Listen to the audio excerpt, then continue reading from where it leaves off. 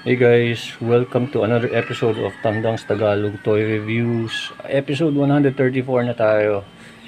So, medyo kakaiba tong episode na to. Ito yung Merry Christmas version ng Tandang's Tagalog Toy Review natin. So, yung anak kong si Andres, sabi niya ito i-review daw niya. Ito i-review ko daw ito. So, sige. Ano niya to eh. Isang buong taon na sa akin ni-irritan to. So, maiba-iba naman. Imbis na McFarlane, itong toy ni Andres yung toy review ko. Ito ay Avengers Endgame Mark 84 ng ZD Toys na Iron Man Infinity Saga. So, na-score ko siya sa Shopee. Actually, madami silang sale nitong Berman. So, na-chambahan ko siya. Yan. So, social siya. Zongdong Toy. Kaya siya si ZD Toy. Na para sa mga familiar. Actually, yung lagayan niya medyo social Social yung maganda yung quality nung ano. Maganda yung quality nung kahon. Glossy siya.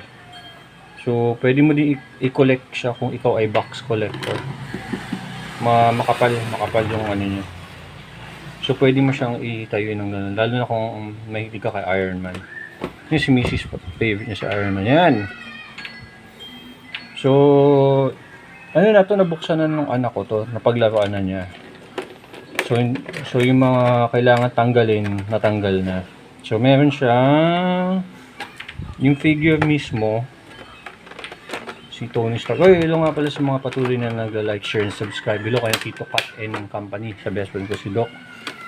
Si Insan Juman, si Tito Behe, si Kuya Firms, si Bruns, Tito Marvin, Tito Jeff Flores, at syempre yung mga sponsors natin, Sweet Infusion, ano pa ba, Humble Oven by Anna, syempre yung Top Set, diba pa, at syempre Mikey's Burger House, Lamuan Branch, at Chloe's Cheesecake. Hello.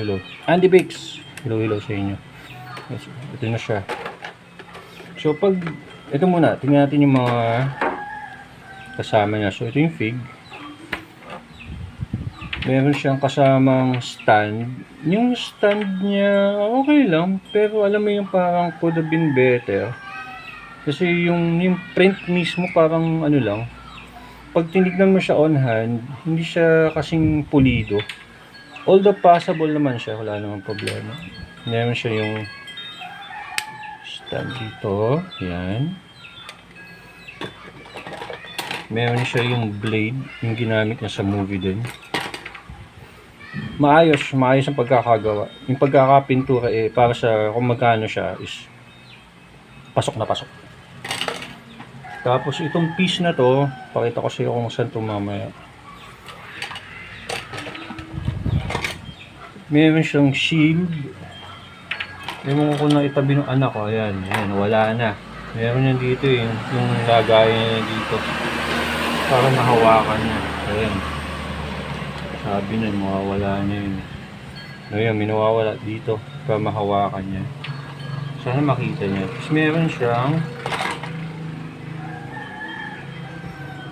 ilang pairs ng kamay. Actually, yung kamay din niya, yung mga pagkakapintura is maayos. Meron yung repulsor glass. Meron yung nakasapa. Meron yung nakahawak para dun sa ano. Ayan. Sana mahanap ni Andres yung ano. Sana mahanap niya yung piece, sayang din. Tapos meron yung nakaano. Meron din yung, ayan, yung signature move niya. Yung titira siya, ayan. Okay naman. So, aesthetically speaking, kamukha ba niya yung sa movie? Oo, accurate. Hindi tinipid yung pintura niya. Kung ano yung nakikita niyo yan, glossy. Glossy talaga siya on hand. Mas maganda siya sa on hand.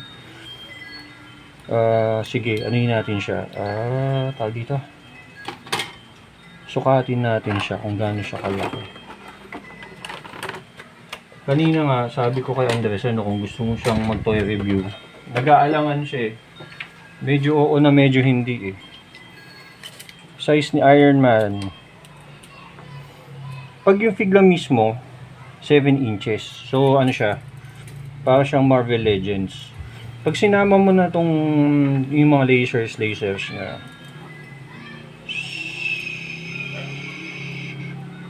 7.5. 7.5. So pag tinabi mo siya sa maliit na, yung pinakamaliit na Marvel Legends na McFarlane pala, McFarlane na Batman. So pwede sila. Hindi malayo. Total sila naman yung mga billionaire ano yan. So hindi malayo. Tapos pag tinabi mo siya kay Man-Bat, maraming salamat nga din sa nag-like, share, and subscribe. O yan. Na ano siya?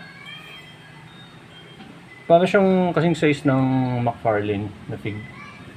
So not bad. Pwede nyo i-add sa collection mo. Okay. Ano natin?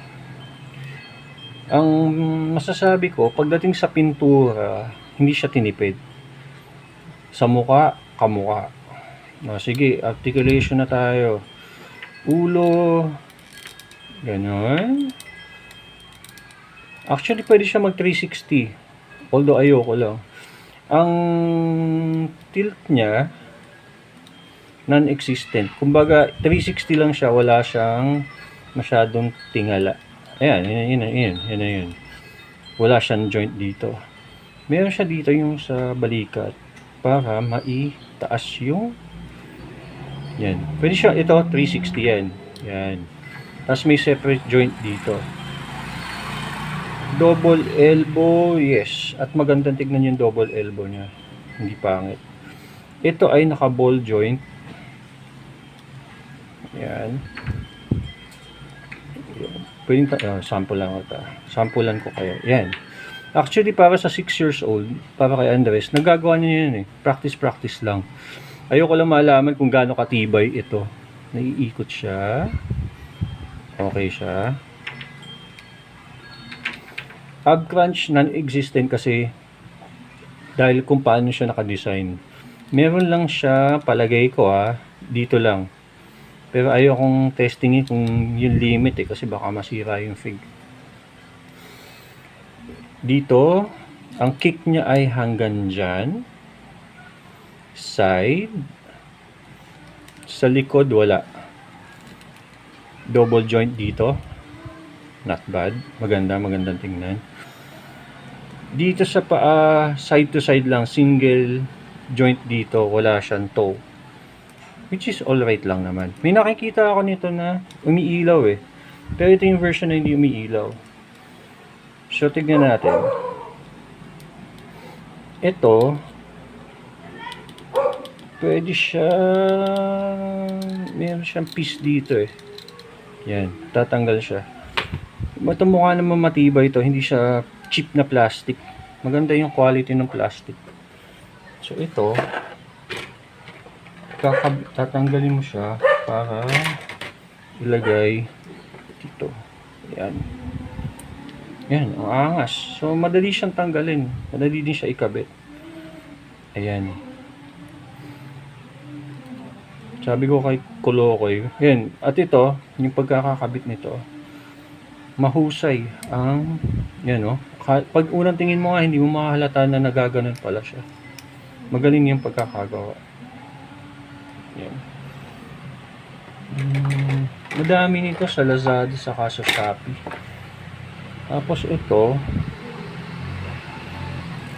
not bad siya.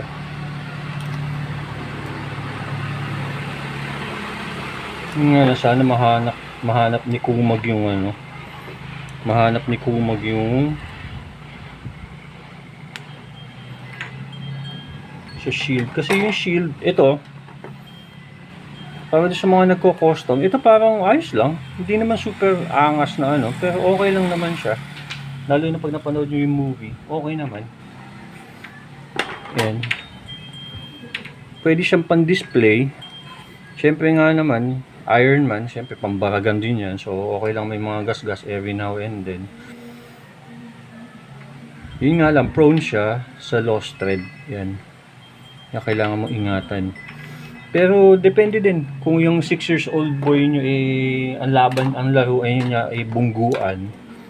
Nasa sa inyo kung may budget naman kayo. Pero kung kayo ay fan ni Iron Man,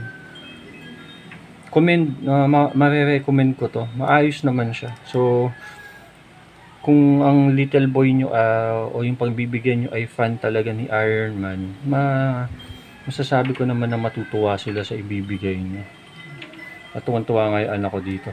To the point na gawan ko daw siya ng toy review. Ayan, Andres, ginawan ka ng toy review. Merry Christmas sa iyo. Okay guys, maraming salamat sa inyong patuloy na pagla-like, share, and subscribe sa aming YouTube channel na walang kakwenta-kwenta. Regalo namin ni Mrs. to sa kanya. So, tuwan-tuwa yung Merry Christmas. Merry Christmas ng Unggoy. Ayan. Oy, meron pala tayong episode 135. Yun yung gift ko naman sa sarili ko. Okay guys, maraming salamat. And once again, ito ang yung Homeboy Squad. Happy New Year and Merry Christmas sa lahat. Goodbye!